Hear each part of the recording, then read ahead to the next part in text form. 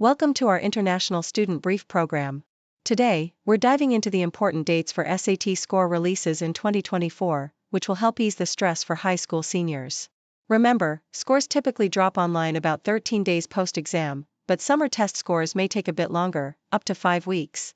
Be sure to mark your calendars for those specific release dates coming up in October, November, and December. Next up, we're highlighting the bustling tourism sector in Albania, which is facing staff shortages. To fill these gaps, companies are turning to foreign workers, especially from the Philippines.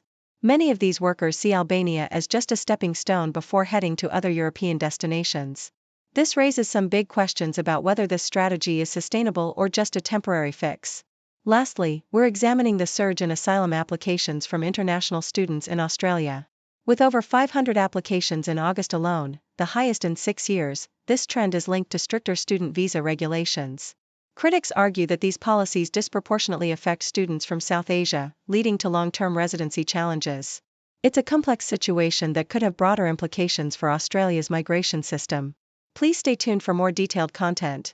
Yahoo US highlights the anxiety that high school seniors face while awaiting their SAT scores, especially when applying to colleges with early decision or action deadlines. The article provides a clear timeline for when students can expect their scores, which typically become available online about 13 days after the test, but may take up to 5 weeks for summer test takers. Understanding the release schedule can help mitigate stress, allowing students to plan accordingly. For instance, students who take the SAT on October 5 will receive their scores on October 18, and colleges will receive them by October 28 if they opted for the free reports. Deutsche Welle reports on the booming tourism sector in Albania, which has led to a significant demand for workers. With local labor shortages, agencies are increasingly looking abroad to fill these gaps, particularly hiring individuals from the Philippines. This influx of foreign workers raises questions about the sustainability of such a solution.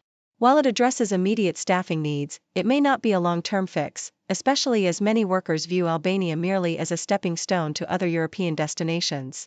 The reliance on foreign workers in Albania's tourism industry, as discussed by Deutsche Welle, presents both opportunities and challenges. On one hand, it allows businesses to meet the growing demand for services as more tourists flock to the country. On the other hand, it raises concerns about the implications for the local workforce and the potential for these foreign workers to leave for better opportunities elsewhere.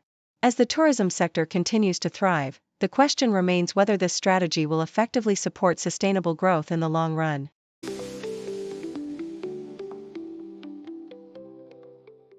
The Sydney Morning Herald reports a significant rise in the number of international students seeking asylum in Australia, with over 500 applications in August alone, marking the highest monthly figure in 6 years. This surge is largely attributed to the federal government's stringent measures on student visa applications, which have led to a record number of appeals against visa refusals, over 13,000 since January. Former Immigration Department Deputy Secretary Abul Rizvi notes that many students are caught in a complex web of legal challenges, with some potentially spending years in limbo as they navigate the asylum process. This situation reflects a growing desperation among international students, who are increasingly viewing asylum as a viable alternative to returning to their home countries. In a move that could reshape taxation for Americans abroad, Donald Trump has pledged to eliminate U.S. income taxes for citizens living outside the country. This proposal, which would require congressional approval, aims to simplify the tax obligations of the approximately 9 million Americans residing overseas. Trump's campaign promises include ending double taxation and reducing paperwork for expatriates, many of whom face the burden of filing U.S. tax returns while also paying taxes in their host countries. Critics warn that such a plan could enable wealthy Americans to exploit low-tax jurisdictions, while advocates argue that current U.S. tax rules contribute to a rising number of citizens renouncing their American citizenship. The Sydney Morning Herald also highlights the contentious debate surrounding new caps on international student numbers in Australia. Education Minister Jason Clare is under pressure to consult with universities before implementing these caps, which have been criticized for potentially harming the economy and the higher education sector. The inquiry into the legislation revealed a lack of consensus, with the coalition unable to propose amendments despite their claims of the bill's flaws. The Greens have called for the bill's rejection, labeling it a chaotic response to a housing crisis that international students did not cause. Clare remains open to the inquiry's recommendations, indicating a willingness to consider adjustments, particularly concerning course-level caps.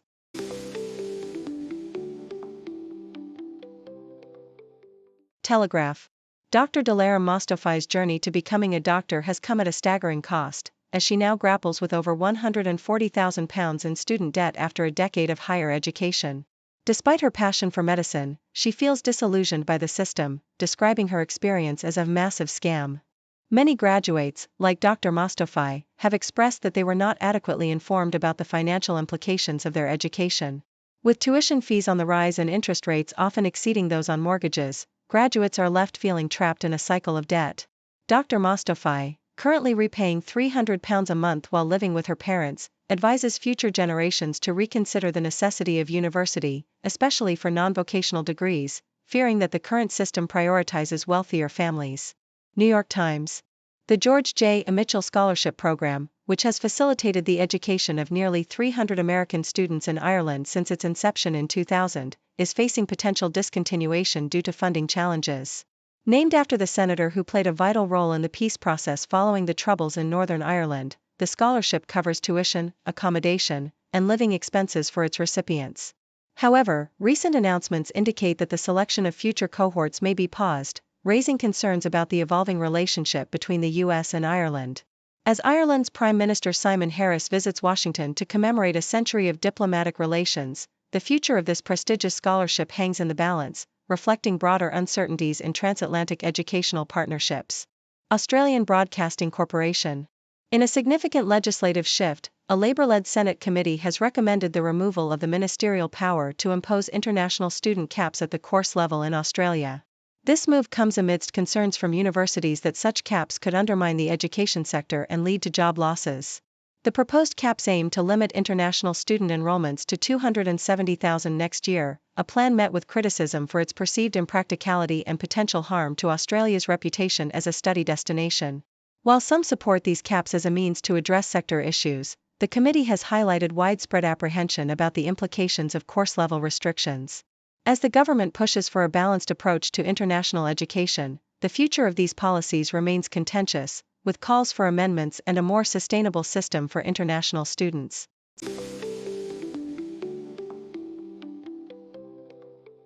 Telegraph reports on the struggles of students at elite universities like Cambridge and Oxford, where strict regulations on term-time employment clash with rising living costs.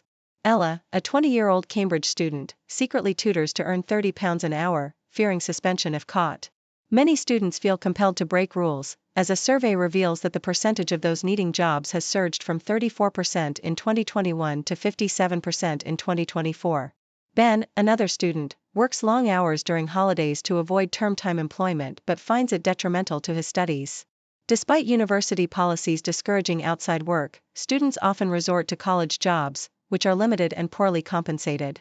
Amy recounts her experience working at an open day, highlighting inadequate pay and conditions, while Ben expresses the discomfort of serving peers in college bars. Financial support from tutors is often unreliable, with Ben sharing his frustration over ignored requests for help. The universities acknowledge the financial pressures but maintain their stance on limiting work to protect academic performance, leaving students caught in a challenging predicament. Thank you for tuning in. The content above showcases the latest briefing reports and analytical synopses, thoughtfully curated by the 6Do team.